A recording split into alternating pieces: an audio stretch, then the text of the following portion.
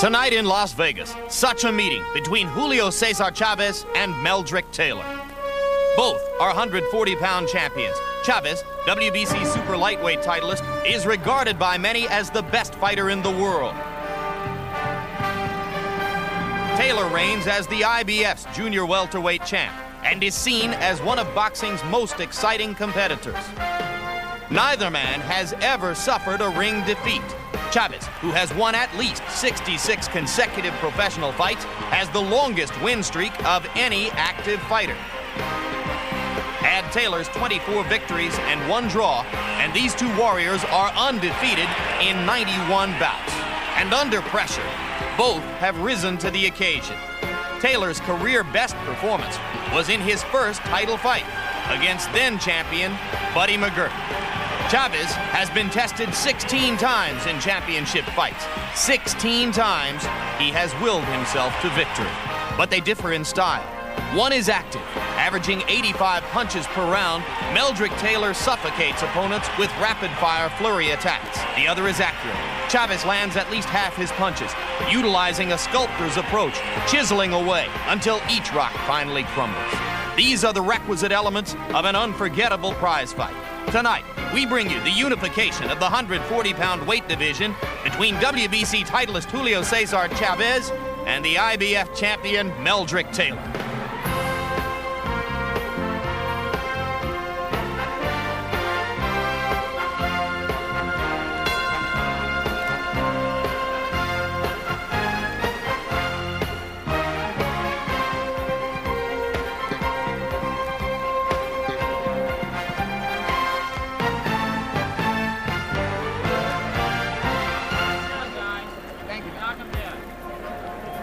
Tonight, World Championship Boxing comes to you live from the Las Vegas Hilton, where HBO Sports presents a 140-pound title fight unification between two undefeated champions, the IBF's Meldrick Taylor and the WBC's Julio Cesar Chavez. Live in the indoor arena at the Las Vegas Hilton, which seats 9,300, which has been the scene of some of Julio Cesar Chavez's greatest victories and toughest challenges, and has a crowd tonight populated by so many Mexican Americans, you might begin to wonder whether St. Patrick's Day is a Latin American holiday. A crowd whose participation in this fight will weigh heavily in the favor of Julio Cesar Chavez.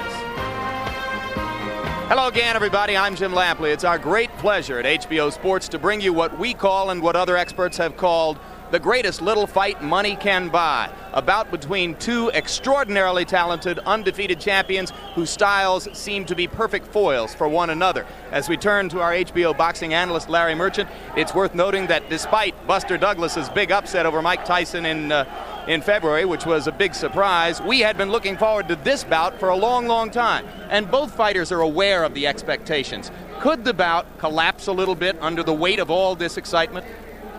Following Tyson and Douglas is like Holmes following Ali or Norville following Paulie.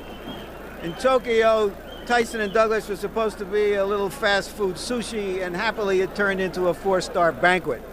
This fight is supposed to be a 4-star banquet, so we might be disappointed if it turns out to be a little less.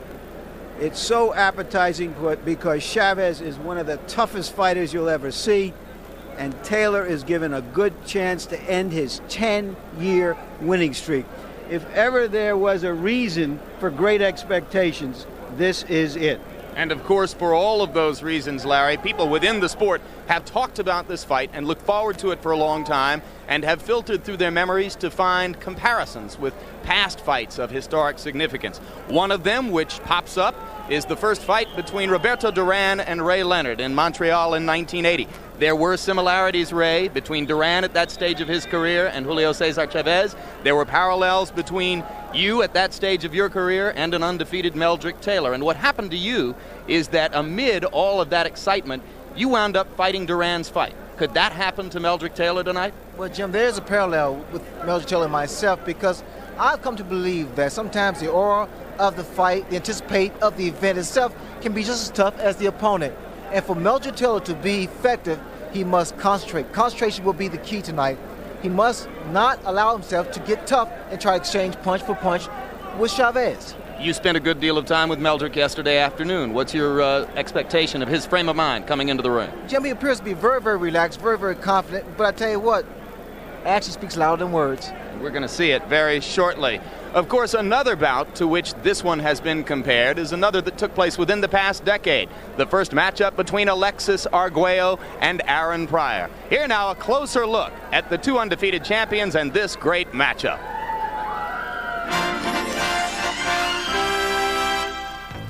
Tonight's fight is the climax toward which Meldrick Taylor and Julio Cesar Chavez have been working for the past 2 years. One of them will keep rising toward the pinnacle of the sport. Though he's won 3 titles and 66 consecutive fights, Chavez remains an aspiring superstar. Limited to the Spanish language, he's still a relative unknown outside his native Mexico. And on his behalf, Don King has fostered promotional campaigns and a brief attempt at an education in English. I must win this fight in order to achieve worldwide recognition. And to fight a champion like Meldrick Taylor and defeat him will help me achieve my goal. Meldrick Taylor was one of the less heralded Olympic boxing champions of 1984. Fewer fans noticed his march to a gold medal than, for instance, the exploits of Breland and Biggs. But Taylor has since become the most successful of the 84 Olympians. The Philadelphia native won the junior welterweight title in only his 21st pro fight. This is a good opportunity for me to show the world that I'm the best fighter out there at 23 pound for pound in the world. In a sport where contrasting styles make great fights, these two champions are perfect foils. Chavez likes to fight inside, where he combines body punching with excellent defense to wear down his opponents and break their will. Meldrick Taylor relies on lightning speed and classic footwork to get off ahead of his opponents. I have the quick hand speed, good lateral movement, good mobility. I see Chavez as a great pressure fighter, good combination, relentless fighter. But I see me offsetting that attack. Boxing fans saw a similar matchup of junior welterweights 7.5 years ago. The Nicaraguan champion Alexis Arguello was like Chavez, a ring technician who held titles in several different weight classes. Aaron Pryor was like Taylor, an undefeated American champion who needed a major victory to propel him to worldwide recognition. There were 2 fighters that was the best in their weight class in their field. They had different type of styles, like this time here with me and Chavez. For the 90s, we have 2 young fighters with a whole career, life is on the line here, and we're going up against each other. Pryor and Arguello put their boxing lives on the line for 14 brutal rounds in an epic battle of wills. Combination by Arguello again, the uppercut and the overhand right. Back with another overhand right. Pryor smiles at him at the bell. Arguello trying to cover up. A smashing right hand. Arguello's helpless against the ropes. Arguello's hands to the side. It's over. Aaron Pryor has retained his junior welterweight championship. Arguello slumps to the canvas. We're supposed to fight because we love the sport and we like the challenge. Is what it feels to defeat another human being with the same brain capacity, with the same boxing skill, you know, and then you become the winner.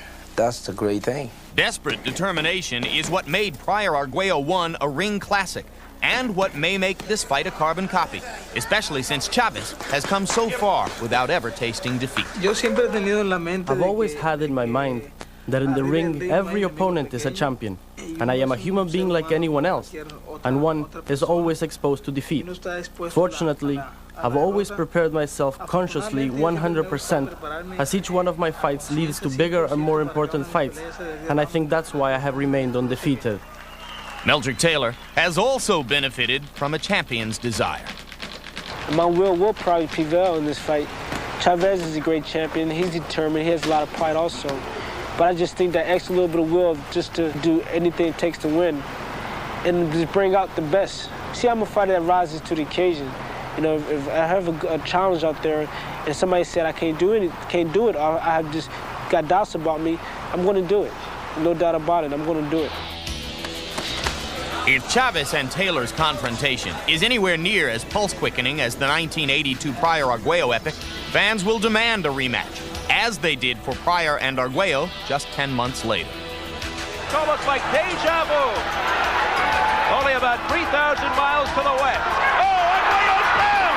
Arguello's down in the first round! And the crowd urging Arguello on. A right cross by Arguello landed. Another right. He's got Pryor on the rope. Fired. Here goes Pryor again. Oh, what an uppercut to the chin of Arguello. Arguello's in trouble. He's down. He's down on his right knee, and he goes to the seat of his pants.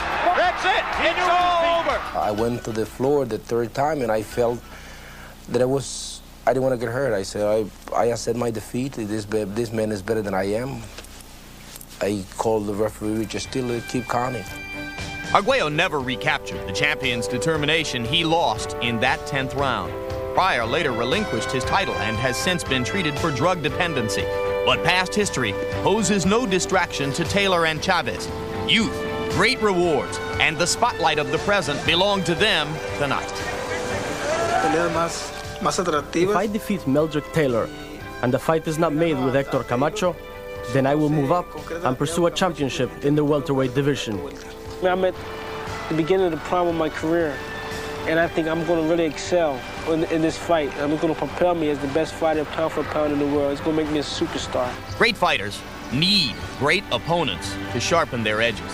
Chavez needs to defeat an American star like Taylor to achieve the recognition here he already enjoys in Mexico. Taylor needs to beat a lionheart like Chavez if he wants to be boxing's next box office superstar. When champions meet, high drama usually follows. And now we bring you back live to the indoor arena at the Las Vegas Hilton, where every seat is filled as HBO Sports brings you World Championship Boxing. The 140-pound unification between Meldrick Taylor and Julio Cesar Chavez. It's scheduled for 12 rounds. And now once again, for more on this scintillating bout, HBO Sports boxing analyst Larry Merchant. True story.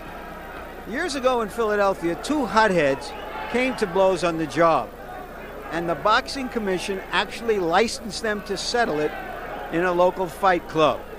Headlines in the Daily News told the story. First day, he called me a lousy bricklayer. Second day, he is a lousy bricklayer. The fight drew an overflow crowd and hundreds of telephone calls to the newspaper for the result. Why am I telling you this story now, and why am I telling you that since the 60s alone, 10 heavyweight and light heavyweight champions have either come from or trained in Philadelphia? It's to impress upon you the breadth and the depth of the tradition that Meldrick Taylor represents, and to suggest to you that if anyone can beat a fighter like Julio Cesar Chavez, it's a Philadelphia fighter, meaning a fighter with the will and the skill to survive its fabled gym wars. Meldrick Taylor is a gold medalist, a champion, undefeated, and what underlines those credentials is that he is a Philadelphia fighter. Now back to ringside. Jim? All right, Larry, a comparison in cultures between Philadelphia and Mexico, a contrast in styles. Chavez, the more precise puncher, he throws fewer punches per round but lands a greater percentage than does Taylor, who tends to overwhelm opponents with a lot of activity. Which style would have presented you with more problems in the ring, Ray? Well, Jim, the guy that throws less punches but land with more accuracy, and that's Chavez. Of course, there's always a chance, though, that judges will be more impressed by the fighter who throws a lot of punches, even if he isn't landing quite as many. You never know if it goes to 12 full rounds, which it could here in Las Vegas. Now quickly, Ray Leonard, your tips of the night for both fighters. Well, Jim, as usual, is speed, speed, speed for Meldrick Taylor, but also good lateral movement. That's the key, to not let Chavez get set. Always moving, never being a stationary target. He must move in and out. He can't afford to slow down because Chavez, that's his fight. He likes to get inside and wear your body down. So what he must do is in and out. Use that good speed of his. And I'll tell you one thing, Taylor is so quick, like here, tremendous hand speed. So what Chavez needs to do is slow it down. And the best way to do that, Jim, is body shots. Work that body, slow that man down, get him in the corner, and take full advantage of that. But Chavez has a problem. He starts off too slow. And if he should do that and not be aggressive, he's going to find himself trailing on points. So Chavez needs to be aggressive and fight his fight. So that's a look at how those contrasting styles could play out in the ring. And right now, we await the entrance of the fighter with the 4th longest unbeaten streak at the start of his career of any fighter in professional boxing history. Julio Cesar Chavez records 66 wins and no losses according to our accounting. Most boxing authorities give him credit for 68-0, but we've been unable to substantiate the validity of 2 victories that are on Chavez's record from early in his career in Mexico. 9,300 people in the arena, and unofficially, Hilton officials suspected yesterday that as many as 75% of those tickets may have been sold to Mexican Americans who can be expected to root for Chavez. I can assure you that there will be a little bit more noise tonight than there was from 30,000 fans in Tokyo for Tyson and Douglas. In fact, there was more noise at the weigh-in today than there was at that fight. And there you see perhaps the most impressive record of Chavez today. 16-0 in championship fights. Far, far in excess of any other reigning champion. Mike Tyson was just beginning to get within range of that record when his unbeaten streak in championship fights was stopped in Tokyo. And there is another of the impressive Chavez statistics.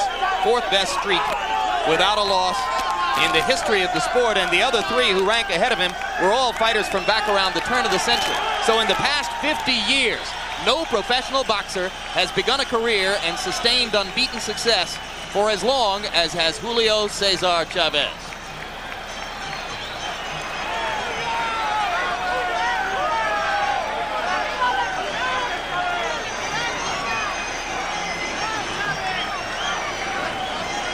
Chavez is about an 11-5 favorite. A couple of hours ago, the odds were down to about 8.5 to 5. But a lot of these Mexican fans have put their money where their hearts and even where their heads are. Seating on the floor here is flat, so there are many who have not been able to see Chavez as he approached the ring. And now the noise will begin to swell as he enters the ring and comes within sight of most of the crowd.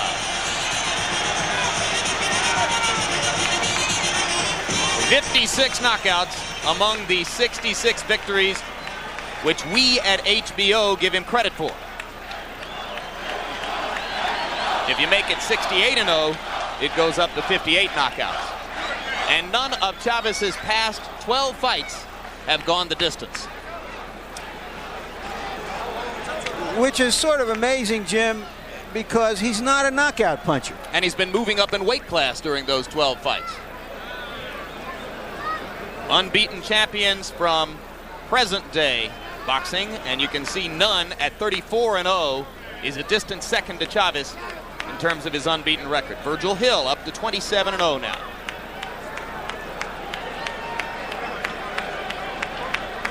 But it takes enormous consistency to win every time for as long as Chavez has been able to do it against quality opponents in 3 different weight classes.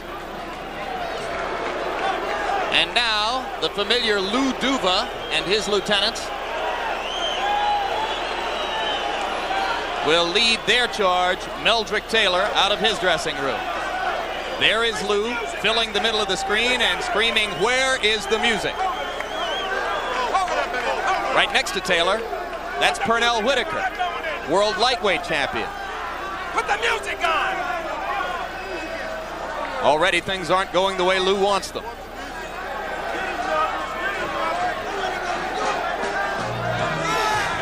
All right, Lou Duva is happy now. Lou Duva is an emotional guy, and he makes emotions work for him with his fighters. They know he's backing them in every conceivable way.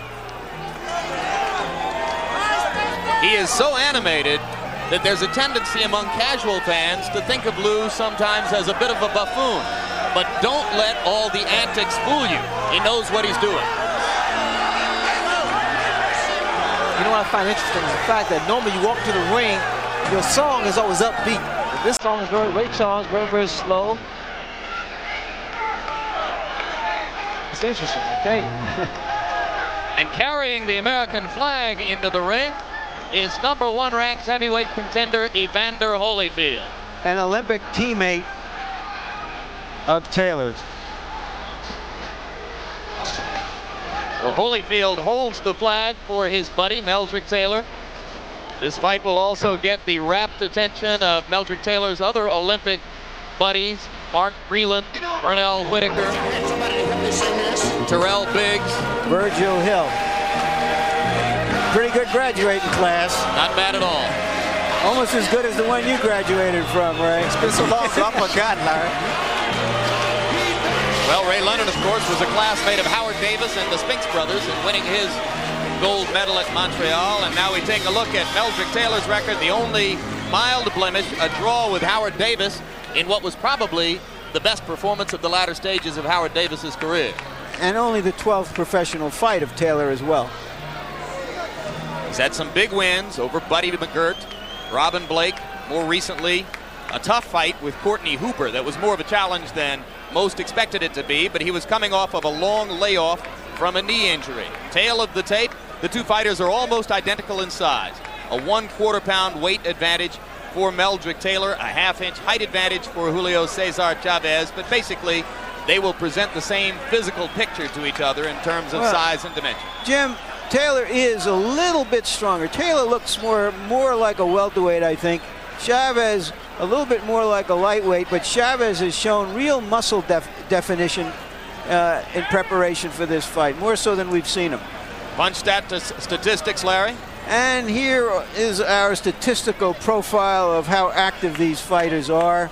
And as you can see, Taylor throws a few more punches, but Chavez, who generally throws at close range, has a much higher percentage of success. Their styles also are reflected in the number of jabs they throw. Taylor throws more jabs. Chavez just pushes his jab out as an opportunity to get close to his opponent. Rules for the fight, combining the rules of the WBC, the IBF, and the state of Nevada. 3 judges scoring on the 10-point must. No standing 8 count, no 3 knockdown rule, and you can be saved by the bell in the last round only. Right now, let's go up to the ring announcer, Chuck Hull, for the pre-fight introductions. Good evening, ladies and gentlemen. Welcome to the Hilton Center of the Las Vegas Hilton Hotel, where tonight Don King Productions and Main Events Monitor Dan Duva, President, in association with the Las Vegas Hilton, presents World Championship Boxing. This bout is sanctioned by the Nevada State Athletic Commission, Dr. James Nave, Chairman. The commissioners at ringside this evening are Dr. Elias Ghanem, Dwayne Ford, Jay Nady, and Luther Mack. The executive director of the Nevada State Athletic Commission is Chuck Minker. Representing the IBF at ringside this evening is Mr. Al Goodman, and representing the WBC at ringside is Mr. Bobby Lee of the state of Hawaii. The officials assigned by the governing bodies for the next bout of the evening, the judges will be Chuck Giampa, Jerry Roth, and Dave Moretti. The timekeeper will be Mike Morabito.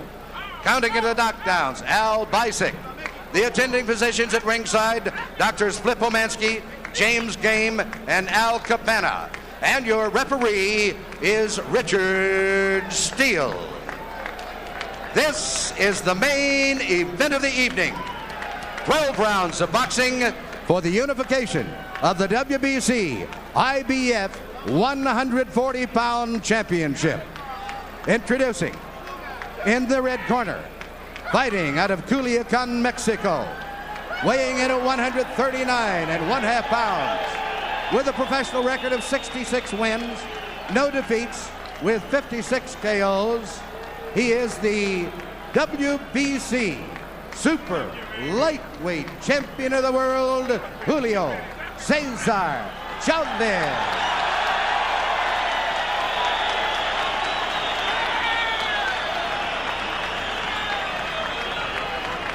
And in the blue corner, fighting out of Philadelphia, Pennsylvania, he weighed in at 139 3/4 pounds.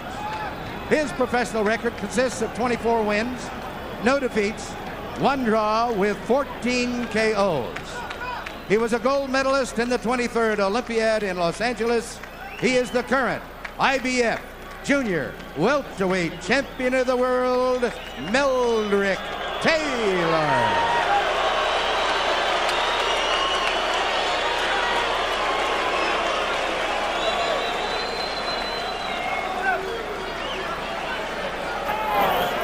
Okay, you guys, I spoke to both fighters in the dressing room. I'm cautioning again. Tell them both to obey my commands at all times. All right? Watch the low blow, the rubber punches. Okay? Shake hands. Good luck.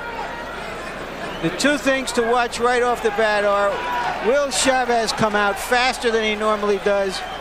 Will Taylor be able to avoid serious exchanges? Let's go. I'm so excited I could watch these guys fight for 3 straight days. Through all of his training, Meldrick Taylor trained with a circle drawn in the middle of the ring. Lou Duva urged him to stay inside there and not go near the ropes. When he goes near the ropes, even if he may look good doing it, he is doing exactly what his corner won't want him to do. Well, they had what they call the zone, fight in the center of the ring, not allowing Chavez to corner him. So you should see a lot of movement from Taylor. Customarily, Chavez does not throw a lot of punches in round 1, but he has promised, as Larry Merchant pointed out, to start faster this time.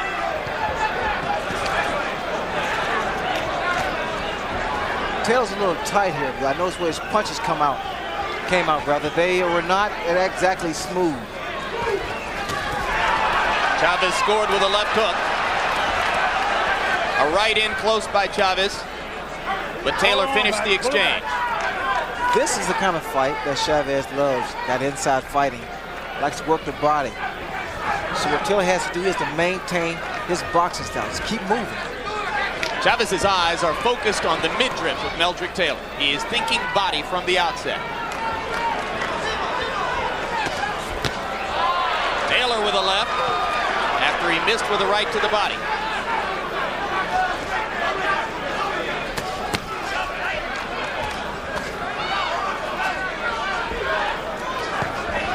For both fighters, the jab is a strategic rather than an offensive weapon. They're using it to set up other punches, not to do damage or to score heavily.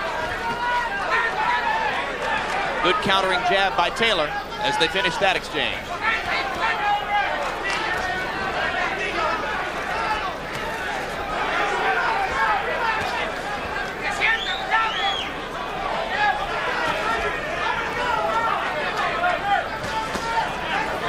Chavez not really doing much. He's trying to see what Taylor has to offer.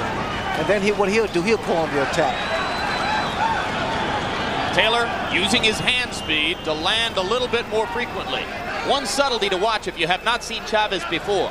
He has extraordinary capacity to keep his eyes open inside and find targets amid heavy infighting.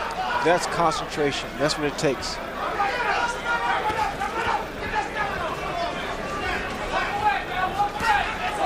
Right hand lead by Chavez. Taylor flurries in return. You see the in and out movement from Taylor. Gets inside, throws combinations, and steps back out. That's what he needs to do. Yep, just what you prescribed before the bout. So far, Chavez does not seem to have been markedly more busy than in past rounds 1. Probably something that is just constitutionally difficult for him to do.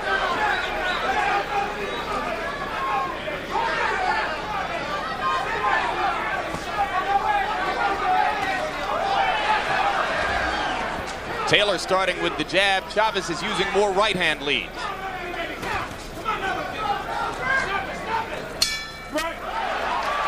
That was a terrific round for Taylor. Well-disciplined round, and that's the key for him. He consistently beat Chavez to the punch. Let's hear Ruben Castillo tell us what's going on in Chavez's corner.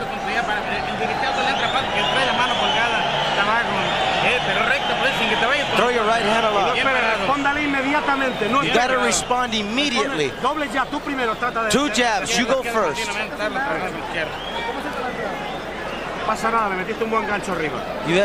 You throw a good left hook. Work inside it. Don't get frustrated. Don't get excited. Yes, jab him in his belly. You understand? And just keep on making the little circle. When you get close, come on now. Let your hands go. Give me a little more snap on that jab. A little more snap. Come on. The most alarming thing from Chavez's point of view in that round is that he didn't land enough body punches. He must land body punches to slow Taylor down so that he can come on in the second half of the fight. Round one was a very busy one for Meldrick Taylor. He threw 96 punches.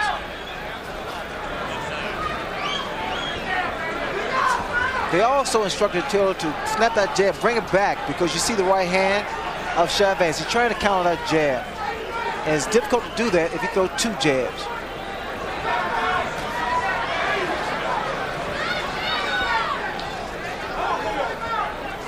Chavez still doing more looking than throwing.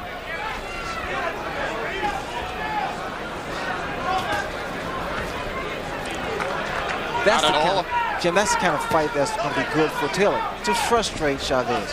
Make him look for him. Be cute. We've seen Chavez get off to this kind of start against much less talented fighters than Meldrick Taylor, though. He started slowly against Sammy Fuentes here in November. Again, Taylor finishing exchanges inside, using his hand speed. Some unorthodox targets. Trainer George Benton has urged Taylor to go for Chavez's shoulders and to hit him on the hip to distract him and throw off his rhythm. There he goes, hitting Chavez to the hip. The expectation of Taylor's camp is that he can get away with low blows to the side of Chavez's body. They trade a right and a left, and Taylor did more damage with his left hook. Taylor is bleeding in the mouth. Yep, it's dripping out from between his mouth guard. Good right hand inside by Chavez.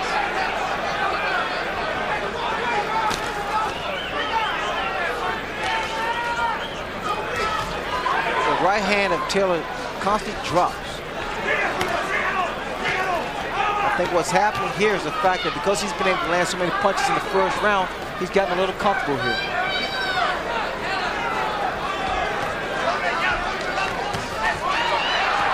So far, Taylor has remembered to counter everything Chavez throws. How distracting could the little blood trickle out of the mouth be, right? Well, it bothers you because it has a tendency, to just taste bad. Plus, it hurts you, hampers your breathing. We've been told that Taylor had that cut inside his mouth during training. So it could be that an old cut has been reopened here. You see the right hand of Taylor, he's dropping it. Yep, and Chavez is throwing over the top of Taylor now, beginning to land with more consistency. Right hand leads, doing the damage for Chavez now. A solid left inside. And the crowd begins to heat up as Julio Cesar Chavez turns up the pressure.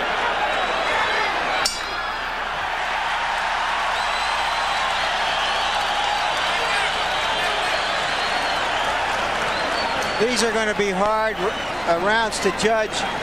Taylor controlled that fight until that round until the last 10 seconds. How do you score it? You're too fast now. You understand what I'm saying to you? Now you ain't having no problem, are you? Now look, hey man, don't let him carry you so fast. You understand? The guy's carrying you too fast. He's backing you up too much. Hey man, you got to get down and kind of dig in a little bit. You understand what I'm saying to you? You listening to me? Huh? Now get under some of them punches, right? And start to jab him at his chest. Put that up back. All right, I got it. Okay. Okay. No. Keep that jab. Here's an exchange from early in the round. They're at close quarters.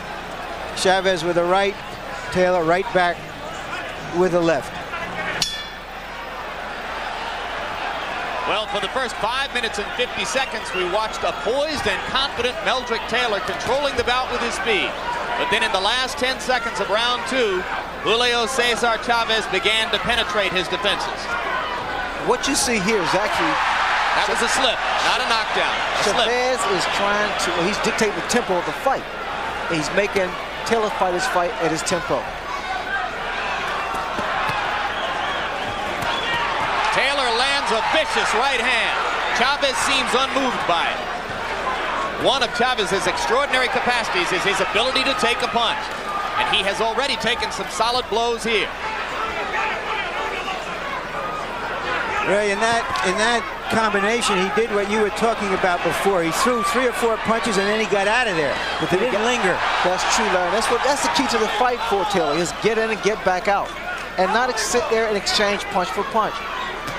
because what happens also is it wears you down when you're inside like this. Chavez loves to get in close, body his opponent off, and fire the left hook. He did it successfully just about 10 seconds ago.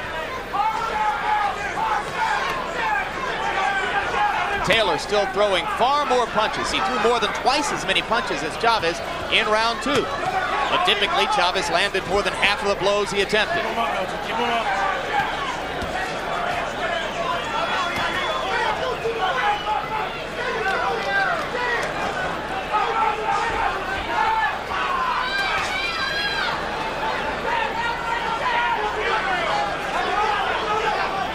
The surprise to me, Ray, so far is that Taylor has been landing many more body blows than Chavez.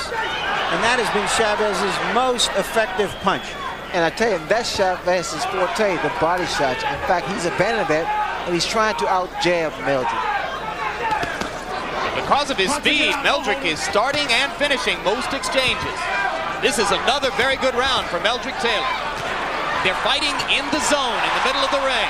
Chavez lands a solid right hand. But you see the frustration on Chavez's face. He can't get set. Now, whether or not Meldrick can keep up this tempo is yet to be seen. Meldrick trading uppercut for uppercut and landing more effectively than Chavez.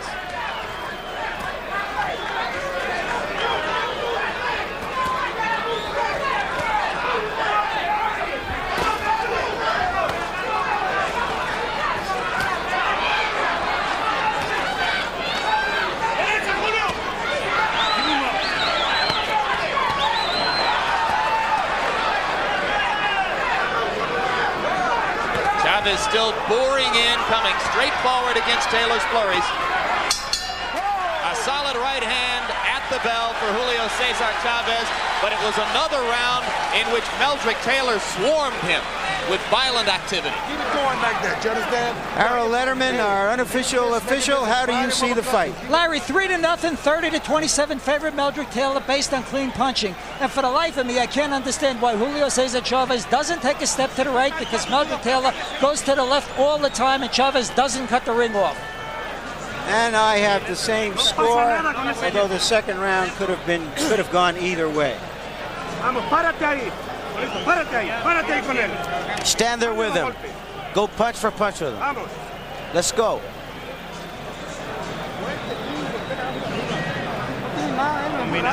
He doesn't have anything. Throw combinations. Go to throw a right hand. Throw a good right hand. We talked before this fight about Taylor allowing that Philadelphia fighter ego to get in the way of a disciplined fight.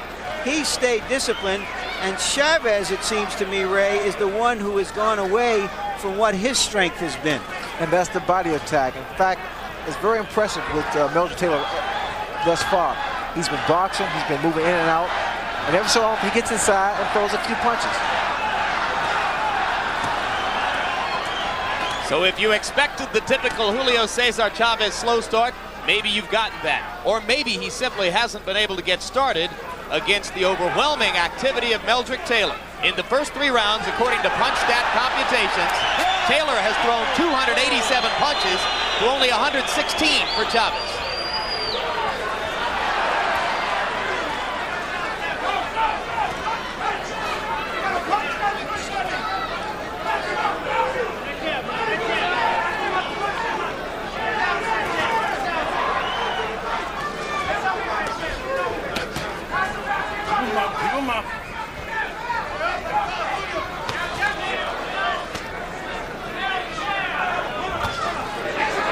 Good right hand lead by Taylor. Still trading 4 blows to 1 for Chavez. Chavez tries the left inside. Taylor comes right back. And Chavez simply hasn't been able to get Taylor to the ropes a single time. Taylor's combination inside is so fast, he can get him off and get away. But what happens sometimes, he has a tendency to stand up, and he's very vulnerable for a counter. But as long as he's moving, Jim, he can win this fight in fine fashion. Now get out. Solid left hand by Taylor, and he moves back out. Another successful exchange. The promotion for the bout, Ray, called it thunder meets lightning. And there was a good straight left by Chavez that snapped Taylor's head back. In that characterization, Chavez would be thunder and Taylor lightning. But there are a lot of people who think that Julio is not a powerful puncher up here at 140 pounds. Well, we'll see that. I mean, quite naturally, he's not been landing the kind of punch he's landed at the lighter division, but he still punches so well in there. He's been knocking people out, but not down. It's always been an accumulation of punches. So conditioning will be a factor here also. To clarify what I said, Roger Mayweather and Sammy Fuentes ended their bouts on the stools in their corners, not flat on their backs on the canvas. Chavez simply wore them down. Watch your head. That's what he's going to have to hope to be able to do here against a Meldrick Taylor who in the first 4 rounds has gotten off to a fast start and would appear to have built an early lead on the scorecards against the man who is 66-0 coming in.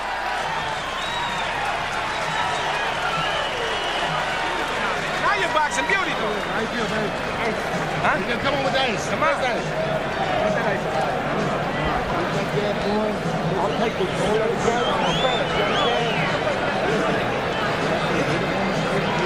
On the hips and on the shoulders and on my arms. You understand, Melly? So you don't miss. You got me covered? Now just settle down. Don't let the guy carry it too fast. You understand? Leave it up there. Put it right on. You're boxing beautiful out there. You got to throw a punch in the back this guy up now. I don't want this guy stealing the rounds off you. You hear it? Yes, and then when you get nailed, come back. Mira, que lenta también. Eso es. Él se olvida de subir la mano cuando te mete abajo. Keep your hands up. Throw the combinations down.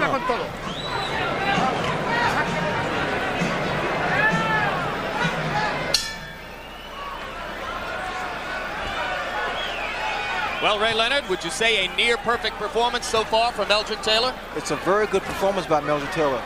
He's been doing what he needs to do. Boxing, just boxing, using speed. Chavez now bullying Taylor into the ropes. And maybe you see some frustration there. Chavez is getting hit a lot. The madder Chavez gets, the easier fight is going to be for Meldrick Taylor. And Taylor has gotten away with a lot of low blows. He's landed a bunch of them, and Richard Steele hasn't said a thing.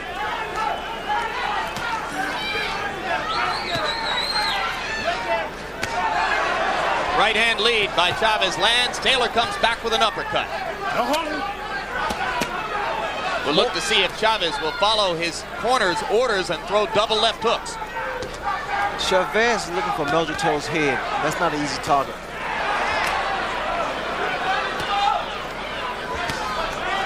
Don't hold him, shit. Chavez fighting like a bull now, trying to just body Taylor off to make punching room. Taylor throwing punch after punch, though, to keep Chavez occupied. Chavez appears to be looking for one particular punch. You see Meldrick Taylor using both hands. The dilemma for Chavez, at least partially, is that it's hard to play offense when you're playing defense every second. Well, the hand speed of Meldrick Taylor is so blinding. The first thing that Chavez wants to do is block the shot. In doing so, he doesn't retaliate. Chavez landed a glancing right hand inside. Taylor wasn't disturbed by it.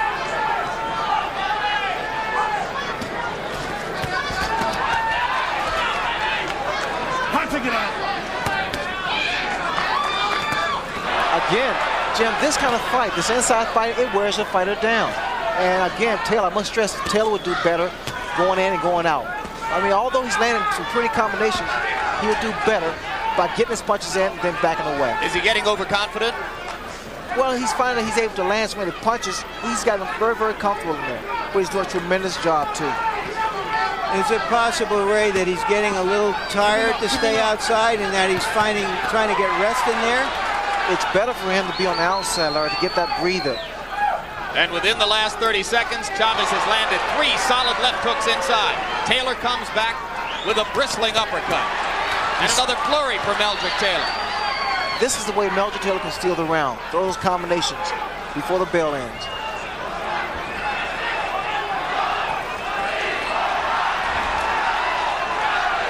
Chavez boring in with a left and right, and Taylor begins to move again. And as round 5 comes to a close, Meldrick Taylor throws his glove skyward in celebration of his performance so far.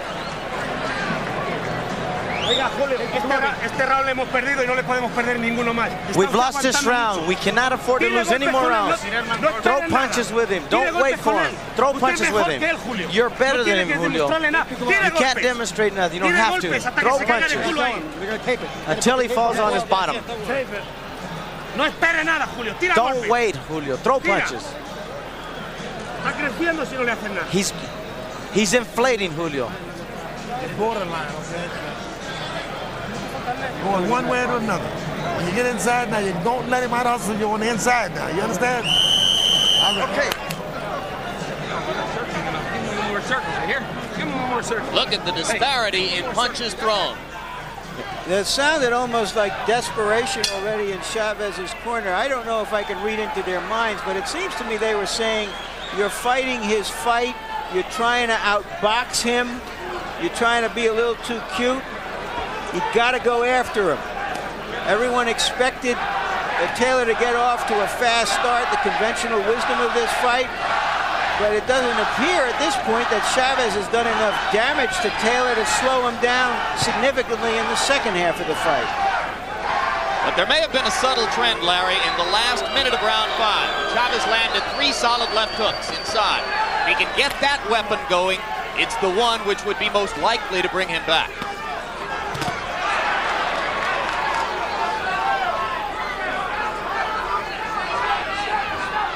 Taylor still exchanging to the body effectively. They trade punches inside, and Meldrick seemed to wobble for just a second. But now he comes back throwing.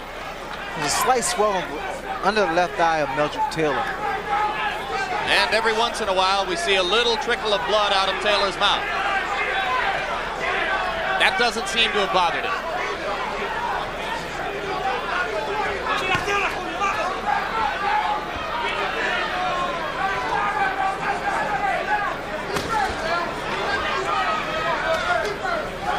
Left for left, Meldrick misses with a right and a left.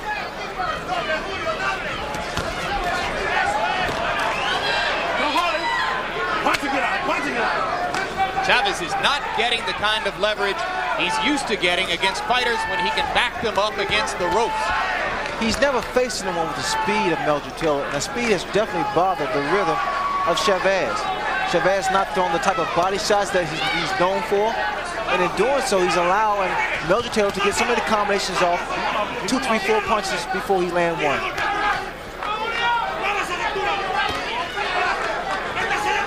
Taylor moving better now than in round 5, throwing the jab from greater distance.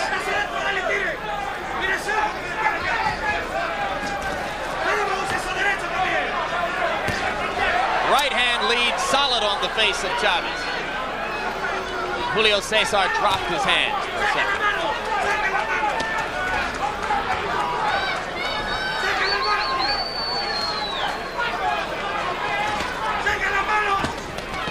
This is a masterful fight with Meldrick Taylor. He's doing everything conceivable to offset Chavez. He's even closing the inside exchanges, and that was supposed to be Chavez's forte. Chavez off balance, reaching in, uncharacteristic. Lunging with the right hand lead. Taylor beginning to dance and shuffle. And for the first time, Richard Steele tells Taylor to keep his punches up. But not before he'd landed about 20 low blows. In Chavez's corner, the last round, they said he's getting inflated, which I interpreted to mean he's getting a little full of himself, a little cocky. Well, off of that round, he had every reason to be cocky. Don't let him carry you too fast. Settle down a little bit. You got me covered? Now you're coming back now. You're coming back. You're starting to feel good. Harold, we're halfway through this. How do you see it? Larry, I've got Meldrick Taylor winning the fight overwhelmingly, 6-0, 60-54 on points based on clean punching and ring generalship. Julio Cesar Chavez just can't seem to go to the right and cut off Meldrick Taylor when Taylor goes to the left, and Taylor's out punching him, and that's all there is to it. It's all Meldrick Taylor. I have Taylor pitching a shutout too so far, but somehow I doubt that the judges will see it quite that way. This is the part of the fight. They are all Chavez Nevada judges. Usually starts to take over. That's right. It is from this point on that he has done his most damage in the past. But tonight, Chavez, who normally lands upward of 50% of his punches, is down in the 30s. So he has not been as effective as he expects to be. Solid left hand by Meldrick Taylor, and Chavez showed you there his incredible ability to take a punch. You watch the life in the legs of Meldrick Taylor. Still a lot of bounce. And that gets back to the fact, Ray, that Chavez has not done damage to the body like he usually does. He hurt Chavez just then. Chavez buckled. Chavez is damaged by the first minute of this round, in which Taylor has landed at least 3 solid left hands. Chavez appears to be totally discombobulated here. He's not throwing combinations. He's not throwing body shots. He's looking for that one shot to the head. I think at this moment he may just be trying to clear his head.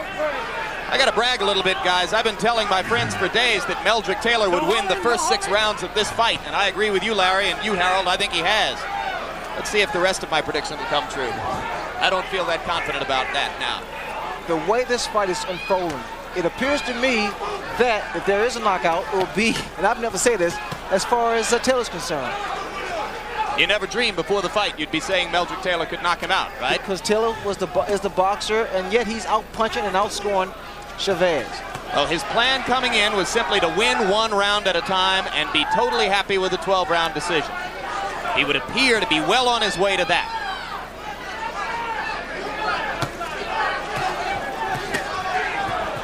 Just to clarify, the rest of my prediction was that Chavez would turn it around in the second half of the fight and score a TKO in about the 11th. Like I say, I don't know if I have much confidence in that right now. Taylor still blistering Chavez inside. Meldrick Taylor's getting his entire body behind his punches. He's not really known to be a big puncher, but here he's getting a lot of leverage behind the left hook of his.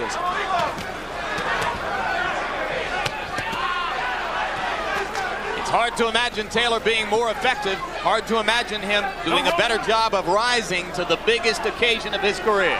When 2 guys stand toe-to-toe like this and throws these kind of punches, normally one guy goes down. Because fatigue has definitely set in with both fighters. They've thrown a lot of punches, more so with Meldrick Taylor. Punching it out. Solid left hook inside by Taylor. Chavez continues to try to come back with the left of the body. But he is not hurting Taylor.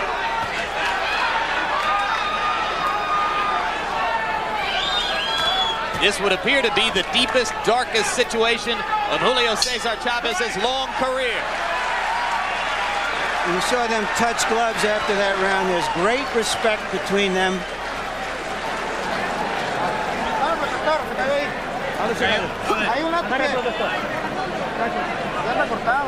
He's cut. They want to put water in his trunks.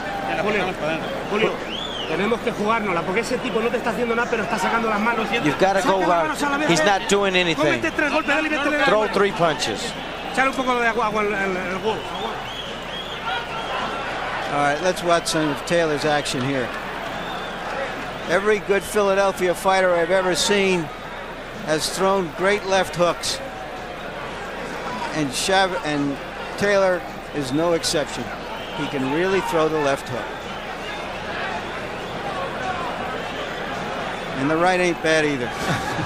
And according to PunchStat computations, Chavez's connect percentage was way down to 32%. He only threw 72 punches in the round compared to 103 for Taylor, who connected on nearly half of them. Meldrick isn't just winning the fight. At this moment, he is dominating it. Let's go. Let's go. Get out. I'm told they were 15 seconds late on the bell for the last round, and it lasted 3 minutes 15 seconds. That comes from our production truck. Keep him up. Keep him up. Correct that. I am now told that the last round was the proper length of 3 minutes, but that the between rounds period was slightly longer than the normal 1 minute.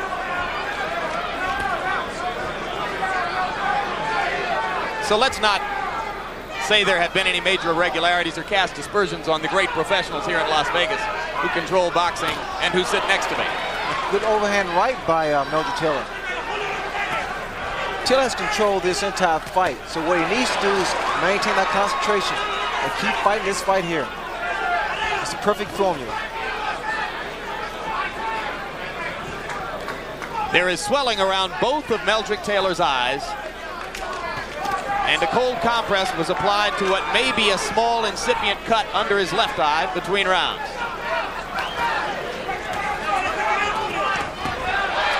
Chavez landed a left. Taylor flurries furiously in return. And when have you seen Chavez at the end of an exchange like that moving backwards? Not very often. This is a whole new experience for Julio Cesar Chavez. A sign that I see here, Jim, is the fact that Chavez is not pressing the attack. He's more apt to move around, and Chavez does not fight this. This is not his fight. Which suggests that Taylor has driven him off, that he doesn't want to pay the price. A right and a left by Chavez, and more blood comes out of Taylor's mouth. Taylor begins to flurry with the left again. This is dramatic stuff. You're seeing a young fighter at the very top of his game against one of the greatest to have fought in the last 20 years. And if there was any doubt, Ray, as to whether Meldrick Taylor would fall prey to the pressure that you succumbed to in Montreal when you fought Roberto Duran's fight, it's been just the opposite. He is forcing Chavez to fight his fight. He is far more poised than I was for my fight with Duran back in '80. A lot of concentration here. Great left hook by Meldrick Taylor, and Chavez again backs up.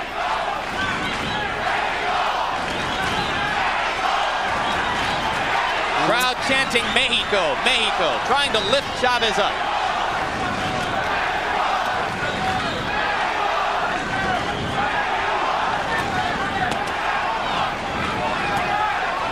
I like to see those double left hooks thrown by Meldrick Taylor. Throws them very, very well. Now there's something you never saw. Meldrick Taylor motioning Chavez to come to him. As if to say, come here, you're an easy target for me.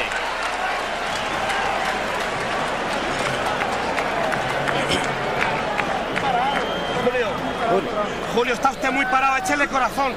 You're standing too straight up. Do it for your family. Give it all your heart. Let's go. Esta se nos ha puesto fea, pero vamos a poner los cojones ahí. You gotta put everything you've got. Tire lo que tenga, por el amor de Dios, Julio. Tire lo que For the tenga, love coño. of God, throw everything you've got, Julio. Usted es grande. Vamos arriba de él. And there you see Taylor with his quicker hands. He beats Chavez to the punch and to the counter punch.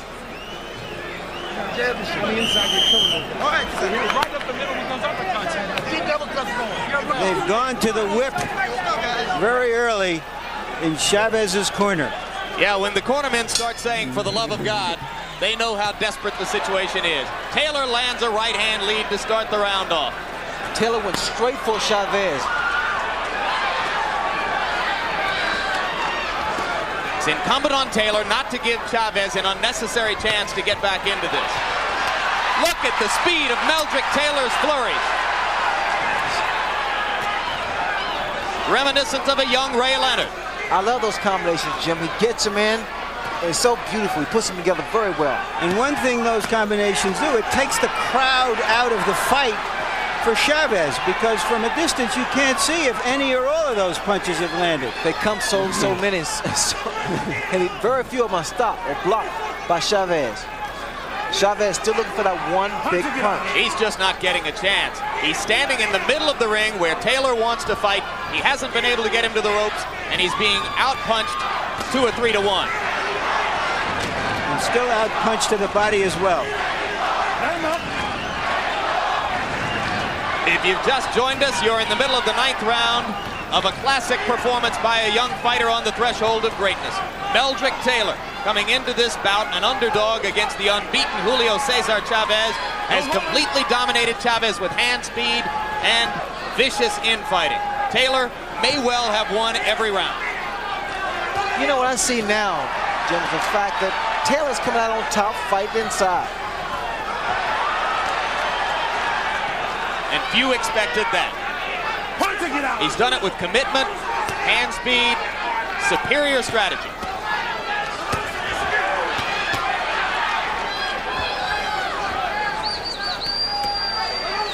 I've seen more body shots thrown by Taylor than I have by Chavez.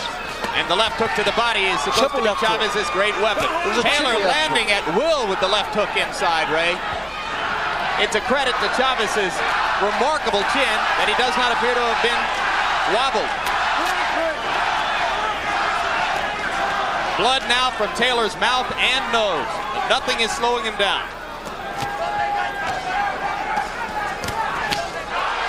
Chavez with a right hand that woke up the crowd for a second. Meldrick has answered everything like that in the bout. Savage left hook to the body by Taylor.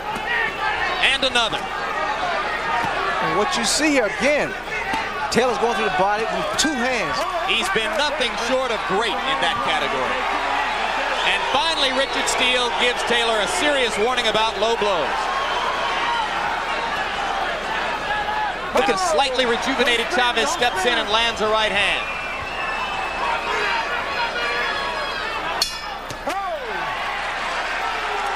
Gentlemen, if Chavez was a champion and Taylor was a challenger, I would say right now that Chavez has to win his title back. Ahora sí, este es el hombre que yo quiero. Ya se bajó todito, Julio. Este es el peleador que yo quiero, aprovechar ahorita, Julio. Go for the opportunity. He is slowing down. Clean his face, putting Vaseline. For your family, Julio. Un esfuerzo más que lo tenemos. Yo sé que es muy duro, pero tú eres más macho que él. Harold, we're 3/4 of the way through this fight. Envelope, please. Larry, I've got it 90-81, 9 rounds to nothing in favor of Meldrick Taylor. In rounds 5, 7, and 9, Meldrick stood on the inside and just outfought Chavez at his own game. And in the 8th round, he backed him up. I mean, I think it's all Meldrick Taylor. I think Julio has lost a lot of the snap to his punches. Let's go, Sergeant, let's go, let's go. It's a test of will as well as skill. I don't think either man's will has cracked yet. In every round so far, Taylor has thrown more punches, landed more, effectively dictated the strategy of the fight. I see here when Taylor's telling me that he will block the left hook to the body with his arms. He's doing a good job of that. He's carried out George Benton's game plan to perfection. Whoa, beautiful trading punches inside, and Chavez again seems to wobble slightly as Taylor lands at will. Brilliant stuff from Meldrick Taylor. Chavez on the verge of going down. Now he smiles as he slips a punch. Incredible fight by Meldrick Taylor. This man is in shape because the tempo of the fight and the combination he's been throwing. And Chavez, the great body puncher, is reduced to headhunting. Taylor has to watch out. I'm seeing him being hit by these left hooks. He needs to watch out for those shots.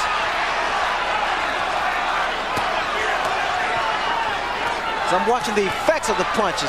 When Taylor lands a punch, he rocks Chavez, but also Chavez is able to rock Taylor. Go home.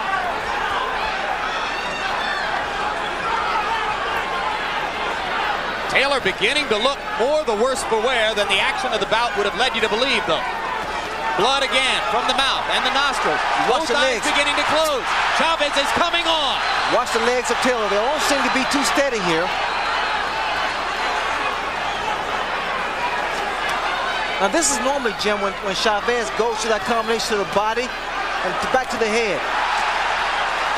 Taylor again rocking back with 2 left hooks against the attack to the body. What a heart Taylor's shown tonight. Answering everything Chavez can throw with heavier stuff of his own.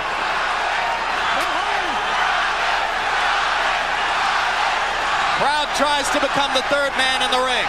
The arms of Taylor are starting to go down now. He's starting to drop now.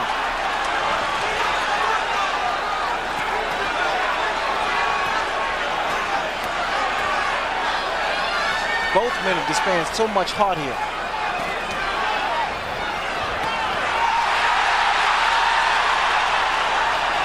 Chavez finally seizing the initiative for the first time. And for the first time, there's a mild air of danger from Meldrick Taylor. But he still comes back with flurries. Keep him up, keep him up. Right now, it's like who wants it the most. But you can never question Julio Cesar Chavez's desire. We see two real champions here tonight.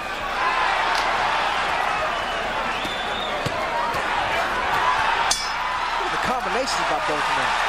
Meldrick Taylor, incredible. It doesn't get a whole lot better than that, guys. Angelo Dundee, the famous trainer, is here. He said to me earlier today that Chavez is the toughest fighter he has ever seen, bar none.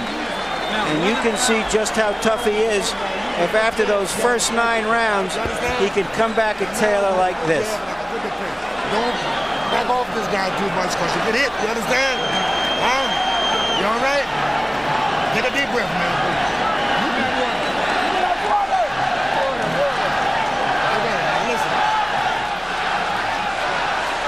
This is that exchange earlier in the round, and Taylor landed 2 hard punches. Stiff left followed by a stiffer right. Major league stuff.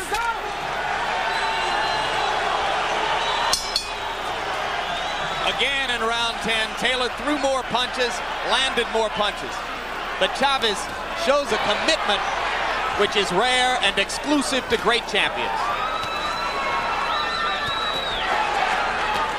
What's going to be interesting in these next 2 rounds is to see how Taylor handles this, because this is the toughest fight he's ever been in. Whether there's fatigue, whether he can stand up to this great champion who is just not going to give up.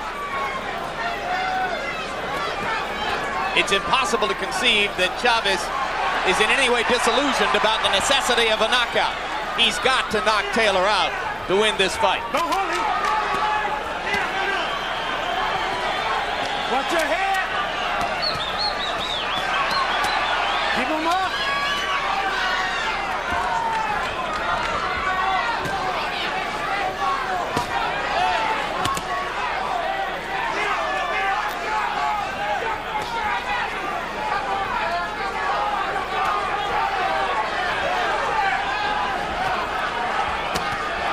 The best punch of Taylor is the left hook. Look at it, 3-4 left hooks at a time.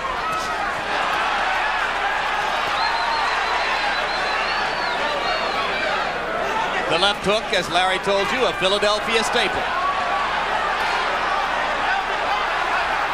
Remember Joe Frazier? Watch your head.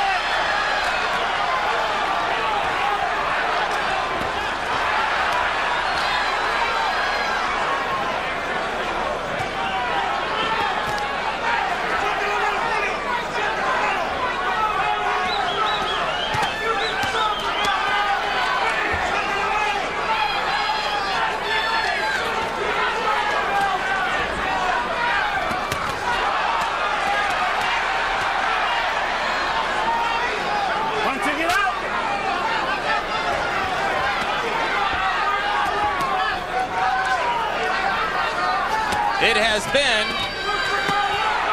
78 years since a fighter began his professional boxing career with as many or more consecutive wins than Julio Cesar Chavez. Right now, the 66-0 record, which was such a landmark in the history of the sport, the best in the last 78 years, is in serious jeopardy. As round 11 comes toward a close, Julio Cesar Chavez must begin to contemplate the reality that he's got 3 minutes in which to produce an unlikely knockout, or he will see his streak end before thousands of his countrymen. The impressive thing, he's still seeing combinations thrown by Meldrick Taylor. Here in the 11th round, incredible.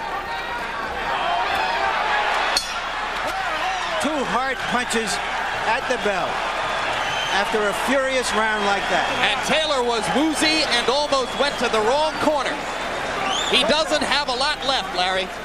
Julio, tienes que jugártela este round. You've got to go for this round. When the bell rings, you've got to go throw your punches. Tú lo puedes noquear todavía, Julio. No. This is the last round. The whole fight is right now. This round depends on you. Need it now. No. You need this round. No. The fight is hanging on this round here, Mel. This is Okay, champ. This is the last and final round. You know what the man told you? No. You know what he called you? You know what the man told you? No. You want to be champion of the world? You want everything? Nothing. Vamos, campeón. Vamos. Come on, champ. Julio, tú eres más fuerte que él. You're stronger than he is, Tú eres champ. más que él. Vamos. You're more than he is. Seconds out. Seconds out. Harold, how do you have it? Larry, 9-2, 108, 101. Meldrick Taylor, I think he's on his way to a unanimous decision. If you're a fight fan, get ready for 3 minutes of high drama now as a desperate and determined Julio Cesar Chavez tries to take out a fading and battered Meldrick Taylor, who has completely dominated him through most of the fight. Both of Taylor's eyes are closing. The blood continues to flow from his nose and his mouth, but if he stands up, he wins. And he's a warrior. Look at him. He's trying to stay there and trying to apparently push Chavez out. Play it safe and box.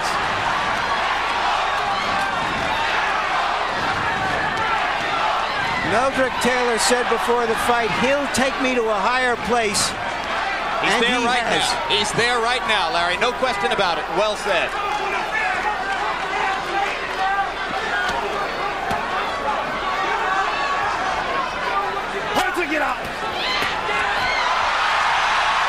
That is a tired Meldrick Taylor slipping to the canvas. 2 minutes to go. Maybe 2 minutes left in Julio Cesar Chavez's historic unbeaten streak. You would expect the aggression to be with Chavez. It's more so with Taylor. He's felt like he's behind on points. Well, they're both tired.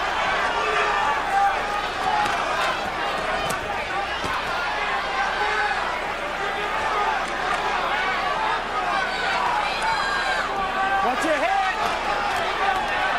But you're right, Ray. It doesn't appear at this moment that Chavez has the stuff to get it done.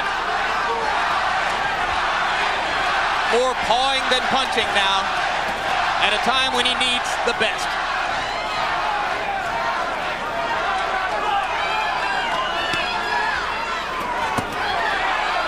Another solid left hook from Meldrick Taylor.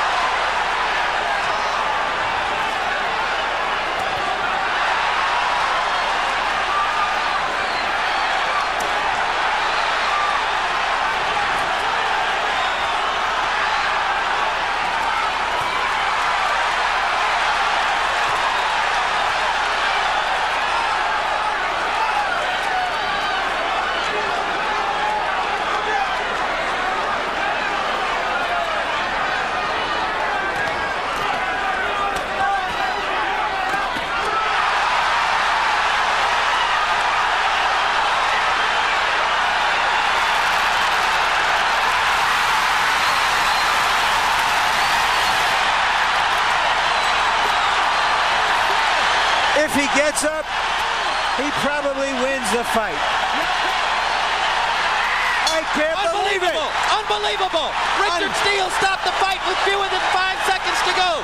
You're going to watch Lou Duva go crazy now. You're going to watch Lou Duva go absolutely berserk. This is one of the most unusual calls by a referee in the whole history of the sport.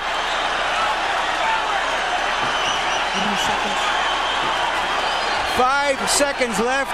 I cannot believe they stopped that fight.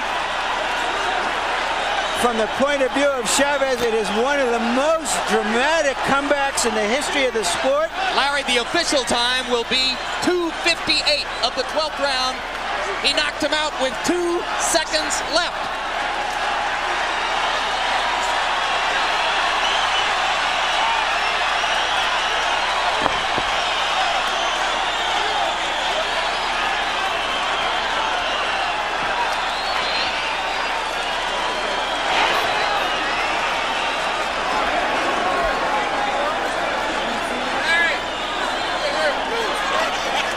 Ray Leonard, do you believe it? I can't. I really can't. Richard Steele is regarded by most as the best referee in the sport. He has really put himself on the line. Harold Letterman, your response. Jim, the last round is the only round that you can be saved by the bell. okay? But the referee obviously doesn't know how much time is left in a round. That's right. Had not Steele stopped the fight, it's very likely that Meldrick Taylor may have won a decision. But the last round is the only round in which you can be saved by the bell. Very, very interesting. So if Richard Steele didn't stop the fight, Chavez would never have thrown another punch. Had the judges had Taylor ahead on the scorecards, as we did, Taylor would have won the decision. Very interesting. There's very little question of that, Harold, unless they were watching an entirely different fight. Here's another look. It was a solid right hand thrown by Chavez, his desperation punch, if you will, because throughout the whole fight, Meldrick Taylor fought an impressive fight. The left hook set him up for the right hand. And Meldrick trying to hold himself up, get hit by a solid right hand, and goes to the canvas. Now, here's where Steele makes a critical decision. Taylor was up. My memory tells me by the count of 4, Ray. I think it was 5. He was up. You're right, it was 5, 7, 8, 9. Now he looks at him. Are you okay? And stops the fight. You notice Meldrick looking at his corner for instructions. He couldn't answer Steele when Steele asked him if he was okay. Is that what's critical, Harold? That's the point. Meldrick Taylor did not respond, and that's very, very obvious. And when you're the referee, if the guy doesn't respond, you have no choice but to stop the fight because Meldrick Taylor could have been very, very seriously hurt.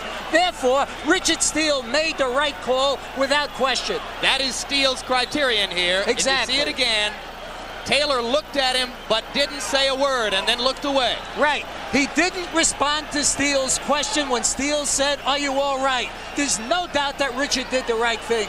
The man could have been seriously hurt. It's a shame that it had to happen, but I agree 100% with the referee in this case. All right, I think Larry Merchant may be ready to talk to Richard Steele. They're standing in front of a camera right now, and Larry's nodding at me, and yeah, let's go. Larry with Richard Steele. All right, I'm with Richard Steele, the referee. Richard, you described the end of the fight and why you stopped it. Well, Larry, I stopped it because, you know, Meldrick had took a lot of good shots, a lot of hard shots, and it was time for it to stop. I'm not the timekeeper. I don't care about the time. When I see a man that has enough, I'm stopping the fight. Did you ask him a question? Did you ask him what his name was, where he was? Anything to find out whether he could have gone on, which turned out to be another 2 seconds in the fight?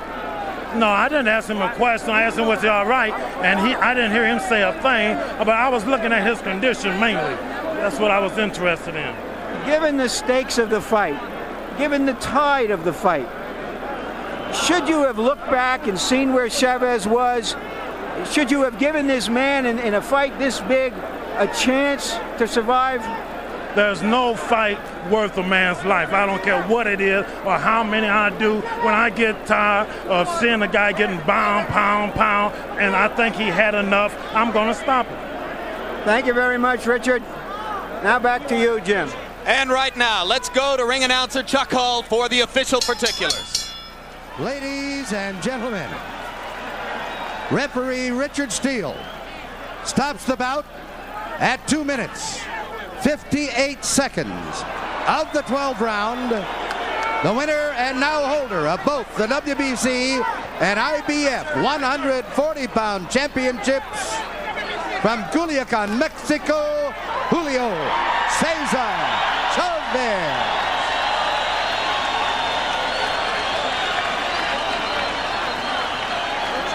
And there's a look at Chavez, and Larry Merchant is with him.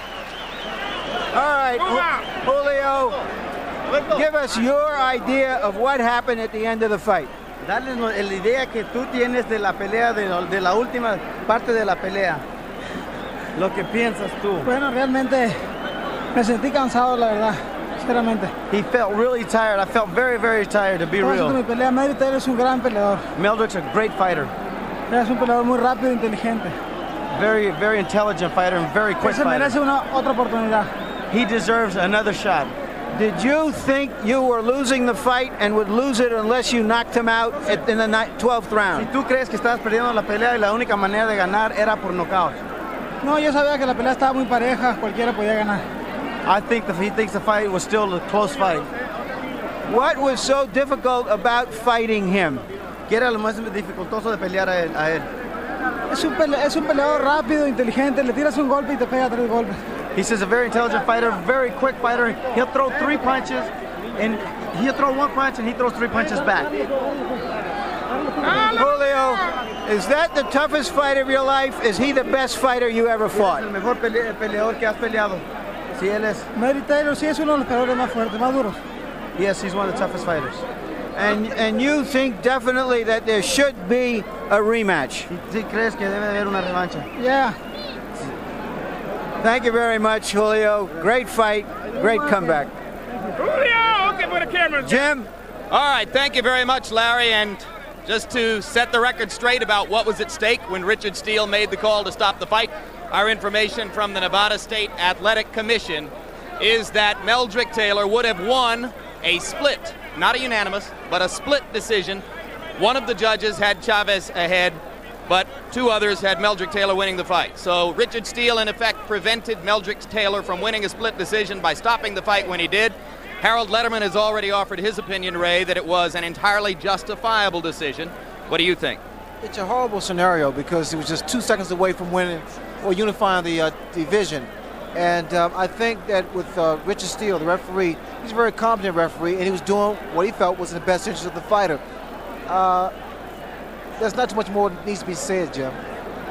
Let's give credit to Chavez for what has to be seen as another of his long string of incredibly willful and courageous performances. He had to come up with something in the last minute of the fight, and he did. Well, it was a complete shutout up until like 2 seconds before the round was over. And Meldrick Taylor fought the most perfect fight I've seen in boxing. Tactical, strategic, he did what he had to do to really nullify Chavez. This defeat will do nothing to diminish the reputation of the great Meldrick Taylor. And Larry Merchant is with him right now. All right, Meldrick, give us your version of what happened at the end. Did you get any kind of signal from the referee asking you how you were? Do you think you could have gone on? The fight was 2 seconds in the 12th round. There's no one in the world in hell that he should have stopped this fight. Me leading on the scorecards going into the last round. I got hit with a good punch. I went down. Here, let's say it here. You got hurt by a right hand. Describe the rest of us. But right here, I was exchanging. I should have stayed away from him because I was leading.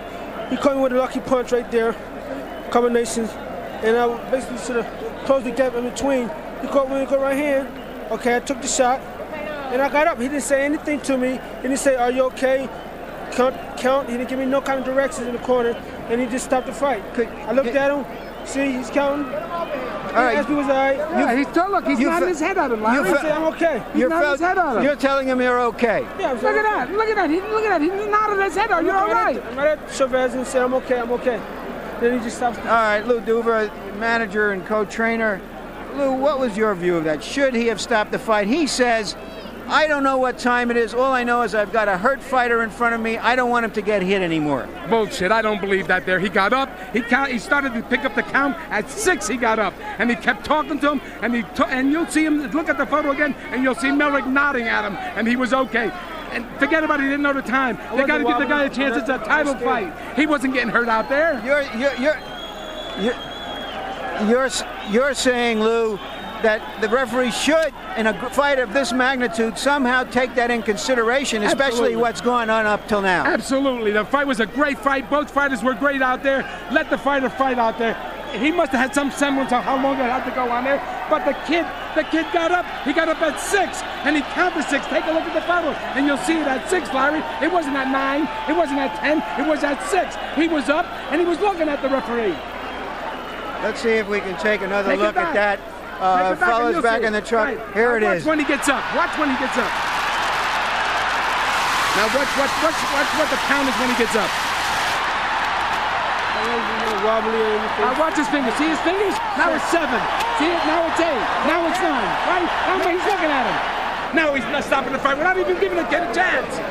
Come on, for Christ's sake. That's baloney. Did you think you were ahead in that fight, and why were you successful up until that moment?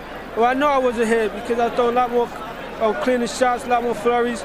And leading to the last round, I got a little careless. Was trading his punches and stuff, should have stayed away with the jab. But still, the fight was that good that it should have went to 12 rounds, and it was just premature that he stopped the fight like that, of his magnitude. Just let me get this straight one last time. When you were up, and you were up at about the count of 5, actually, because it was when he counted 6, he was looking straight in your face. Did you try to signal him in any way, I'm okay, or did you just assume that you were going to go on and finish the round? I nodded and said, yo, I'm okay. Then he looked at me and waved his hands. I couldn't believe it.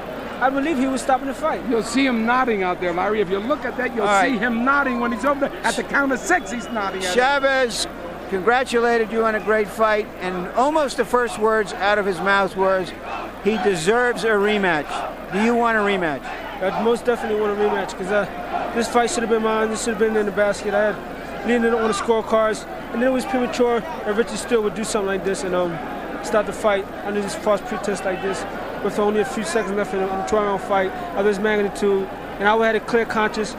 I got up to count of 6, okay? And I grabbed the rope just to keep my balance. And it counted 8, 9, 10. I looked at him, and 9 minutes, I'm ready. Then he just stopped the fight. He was ready to go out there, Larry. I don't understand it, Larry. Thank you very much, Meldrick and Lou. Back to you, Jim and Ray. All right, thank you very much, Larry, and brilliantly done. You heard the talk there, Ray Leonard, about a potential rematch. Of course, there's been a lot of discussion as to what can happen in the future to either one of these fighters, perhaps moving up to welterweight to fight a Marlon Starling, perhaps going back down to lightweight to fight a Pernell Whitaker, or most likely meeting each other. And let's campaign right now. I want to see it again. You want to see it again? Big time. I want to see it again. What will this do to the frame of mind of a Meldrick Taylor, who fought about as brilliantly as he could have been expected to fight and wound up losing on a knockout in the last 10 seconds of the fight? Is it going to discourage him and set him back, or is it going to give him more incentive to increase his greatness? Viewing Meldrick Taylor tonight, I'm led to believe that he's going to be even greater, even faster, stronger, and even more confident, because this kind of fight here only makes a fighter better. After what happened to Chavez tonight and the punishment he took through these 12 rounds, what could he do to turn the tables and come out and be more effective against Taylor the next time? You know, they say styles make fights, but then again, Meldrick Taylor made the fight. He did his thing. He outpunched Chavez, he outscored him, he threw body shots. He was doing everything that normally Chavez would do. I'm very impressed. I tell you, I'm very impressed with Meldrick Taylor. All right, thanks very much, Ray. It was a brilliant bout. We're going to be talking about it for a long time. Larry Merchant, you've seen a lot of things in boxing, but this one writes another new chapter. Who gets the credit? Who gets the blame? Well, first I want to say, is this just the start of the 90s? I don't know if I could stand this anymore between Tyson and Douglas and Chavez and Taylor. Earlier I tried to say in any number of ways how tough a man Julio Cesar Chavez is. I told you how Angelo Dundee said he was the toughest fighter he'd ever seen. I said, tougher than LaMotta, tougher than Marciano, tougher than Frazier. He said, the toughest I've ever seen.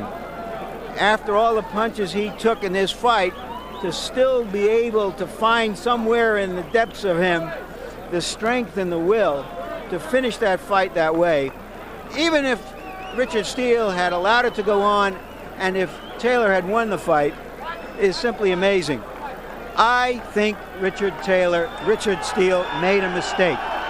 I think that in an event of this magnitude, you cannot dismiss what has gone on in the past. You have to have some sense of where that round is. I believe that Taylor could have endured. I think it was an injustice to him. No discredit to Chavez at all. I just think it was a mistake. Referees sometimes make mistakes, just as fighters do, and a big one. And just as we had a controversy that was a bogus controversy in Tokyo, I think this is a real controversy, but the winner is still the winner. But this is a controversy which is going to build and kindle, rather than diminish, interest in a sport which you have so accurately called the theater of the unexpected, and which was once again the theater of the unexpected here. We're going to see a rematch of this as soon as both fighters can get ready to do it and make the deal, I think. You know, at the top of the show, I said how we were expecting a 4-star banquet. And along about the middle of the fight and into the 8th and 9th rounds, it seemed to me, well, we were seeing two great athletes really give everything they have and show us technique and courage, but it lacked the drama. But boy, by the end of it, I guess we've now got about a 5-star banquet. Yeah, no question about it, indeed. Thank you, Larry. Thank you, Ray. It was a privilege, as always, to work with the two of you. And as Larry suggested, sometimes you get a chance to build up huge expectations for an event, and the event not only lives up to those expectations, but surpasses them. Those are the moments in sports which are longest remembered. We expected, we asked for, we promoted a great fight here tonight. We saw a brilliant performance by Meldrick Taylor, which ended in defeat. We saw a less effective performance than usual from Julio Cesar Chavez, which ended in the 67th victory of his so far unbeaten career. It was chapter 1, and only chapter 1, of a drama which promises to play into future chapters.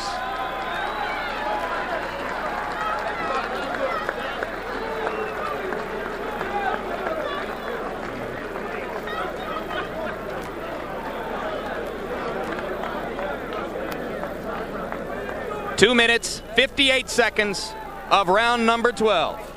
Meldrick Taylor's demise at the hands of Julio Cesar Chavez. To be continued. Stay tuned immediately following HBO's World Championship boxing coverage for One Night Stand, Charles Fleischer on the East Coast and Lean On Me on the West Coast. And be sure to join us April 14 when HBO Sports will present an IBF middleweight championship fight as Michael Nunn defends his title against the WBC welterweight champion Marlon Starling. So now for Larry Merchant and Sugar Ray Leonard, I'm Jim Lampley saying so long from Las Vegas. The executive producer of HBO Sports is Ross Greenberg. Tonight's fight was produced by Rick Bernstein and directed by Mark Payton. The feature producers were David Harmon and Brian McDonald. The replay producer, Michael J. Whalen. The assistants to the producer, Kendall Reed and Kirby Bradley. The production manager, Russell Gabay. And the technical supervisor was George Wenzel.